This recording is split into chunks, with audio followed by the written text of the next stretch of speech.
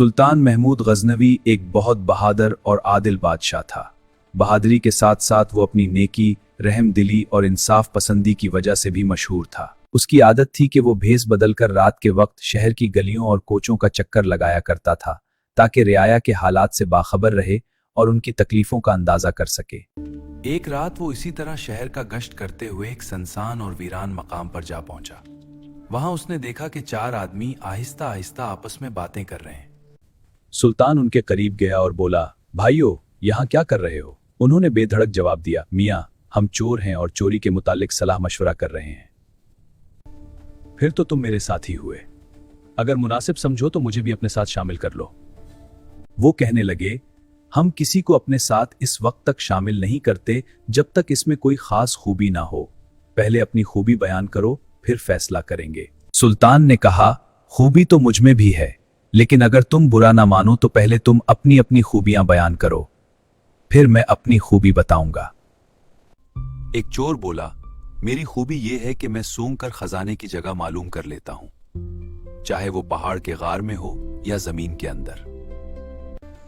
दूसरा बोला, मैं जानवरों की बोली समझता हूं। तीसरा बोला, मैं मजबूत से मजबूत ताला बगैर चाबी के खोल सकता हूं। चौथा बोला, मैं जिस शख्स को एक बार देख लूं, चाहे अंधेरे में ही क्यों ना हो, दोबारा देखने पर फौरन पहचान लेता हूं। यह सुनकर सुल्तान ने कहा, मेरी खूबी यह है कि अगर कोई मुजरिम फांसी के तख्ते पर भी खड़ा हो और मैं जरा सा सर हिला दूं तो वो फौरन रहा हो सकता है। चारों चोर हैरान भी हुए और खुश भी। कहने लगे, तुम तो हम सबसे बढ़कर निकले, अब हमें किसी बात का डर नहीं। चुनाचे उन्होंने फैसला किया कि आज रात शाही महल में चोरी की जाएगी। रास्ते में एक गली से गुजरते हुए एक कुत्ता भौंका। सुल्तान ने पूछा, ये कुत्ता क्या कह रहा है? जानवरों की बोली समझने वाला चोर बोला, ये कह रहा है कि तुम पांचों में से एक सुल्तान है। भला हम में से कौन सुल्तान हो सकता है? चोर बोला, मालूम नहीं, कुत्ते ने बस इतना ही कहा था। एक चोर ने सूंघकर खजाने की जगह मालूम की, दूसरे ने ताला खोला और उन्होंने अशरफियां और जवाहरात समेट लिए, मगर सुल्तान के कहने पर एक कीमती हीरा संदूक में छोड़ दिया। वो सब जंगल में अपने ठिकाने पर पहुंचे और माल को 5 हिस्सों में तकसीम किया। सुल्तान ने अपना हिस्सा ये कहकर वापस कर दिया कि दोस्तों, तुमसे मिलकर मुझे खुशी हुई है, ये हिस्सा मेरी तरफ से तुम्हारे लिए तोहफा है। वापस जाने से पहले सुल्तान ने चालाकी से उनके नाम और पत्ते मालूम कर लिए। उधर खजाने का मुहाफिज आया तो देखा कि माल गायब है और सिर्फ एक हीरा बाकी है। उसके दिल में लालच आया और उसने वो हीरा अपनी जेब में डाल लिया, ये सोचकर कि कोई नहीं जानेगा। सुबह इसने सुल्तान को चोरी की खबर दी। सुल्तान ने हुक्म दिया कि शहर के मशहूर चोरों को गिरफ्तार किया जाए।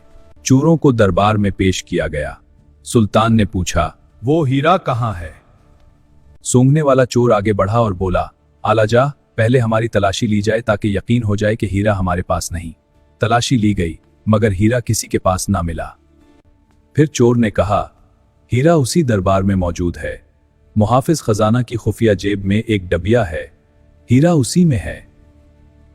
डबिया निकाली गई तो हीरा बरामद हो गया। मुहाफिज का रंग फक हो गया।